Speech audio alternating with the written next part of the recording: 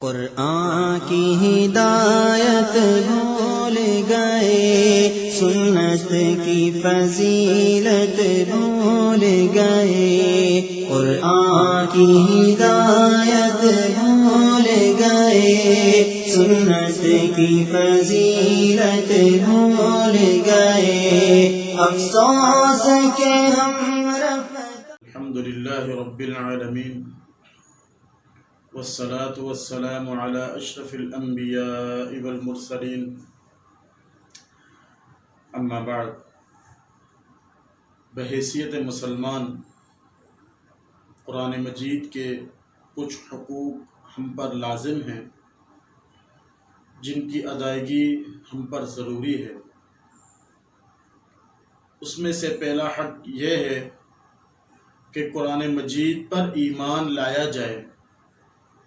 قرآن مجید پر ایمان لانے کا مطلب یہ ہے کہ اس بات کا زبان سے اقرار کیا جائے کہ یہ کتاب اللہ رب العالمین کا کلام ہے، اور اللہ رب العالمین نے جبرائیل علیہ السلام کے ذریعے آخر الزمان پیغمبر جناب محمد الرسول اللہ صلی اللہ علیہ وسلم پر نازل کیا، اور اسی بات کا دل سے بھی اقرار کرنا کہ یہ واقعتاً اللہ رب العالمین کا کلام ہے، اور اللہ رب العالمین نے جبرائیل علیہ السلام کے ذریعے آخر الزمان پیغمبر پر یہ کتاب نازل کیا۔ تو اللہ رب العالمین نے فرمایا تنزیل من رب العالمین، یہ تمہارے رب العالمین کی طرف سے نازل کردہ ہے۔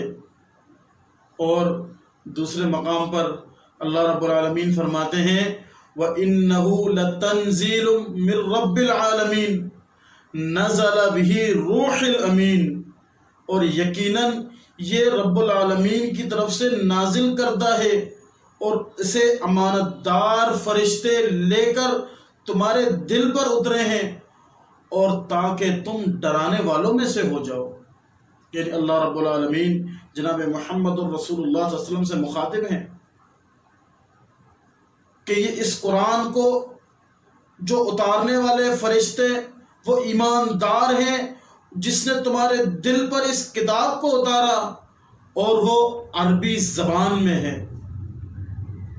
اللہ رب العالمین کتنا مہربان ہے، کتنا رحیم ہے کہ وہ اپنے بندوں کو جنت کی طرف لے جانے کے لیے اپنے کتاب کو جناب محمد الرسول اللہ صلی اللہ علیہ وسلم پر اتارتے ہیں کہ اس کتاب پر عمل کر کے، اس کتاب کی تلاوت کر کے لوگ جنت کی طرف جائیں۔ قرآن مجید کی تلاوت کرنا یہ انتہائی ضروری چیز ہے، اور یہ اللہ رب العالمین کا قرب حاصل کرنے کا سب سے بڑا ذریعہ ہے۔ قرآن مجید کے حقوق ہیں مسلمانوں پر، یہ پہلا حق ہے کہ اس کتاب پر ایمان لایا جائے، زبان سے اقرار کیا جائے، اور دل سے اس کو مانا جائے کہ اللہ رب العالمین کا کلام ہے۔ دوسرا حق کیا ہے؟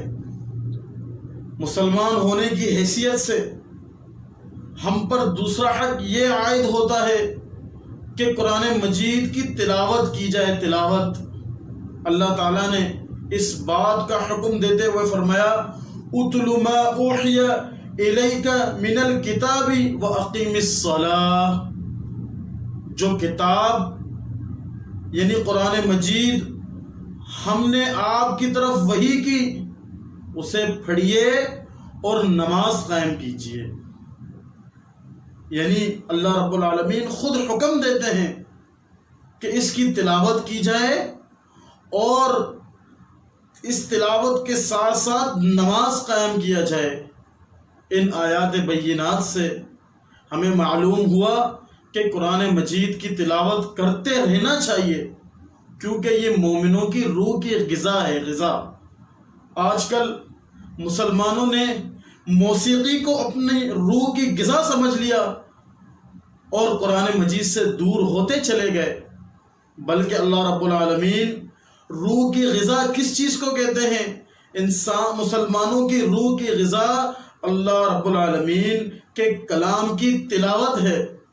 یہ ایمان کو تر و تازہ کر دیتی ہے، اور مشکلات میں، یعنی انسان جب مشکلات میں پھنس جائے، کسی مشکل میں پڑ جائے، تو اس کے لیے سب سے بہترین اور اہم ہتھیار اللہ رب العالمین کے کلام کی تلاوت کرنا۔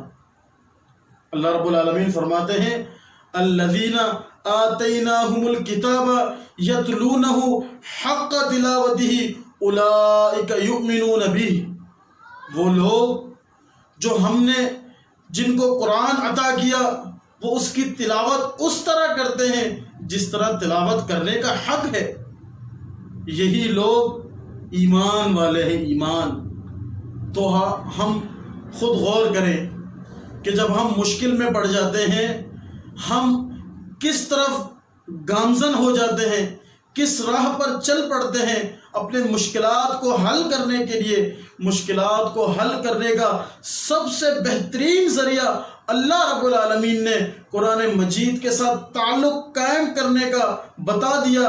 اگر تم نے اپنے مشکلات حل کرنے ہیں تو اپنے تعلق کو اللہ کے قرآن کے ساتھ مضبوط کر لو، اس کی تلاوت کر لو، اللہ رب العالمین تمہارے سارے مشکلات کو حل کر دے گا۔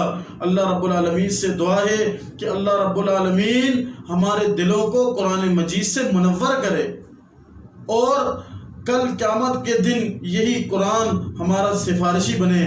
اقول قولی ھذا استغفر اللہ لی ولکم ولسائر المسلمین اجمعین برحمتک یا ارحم الراحمین۔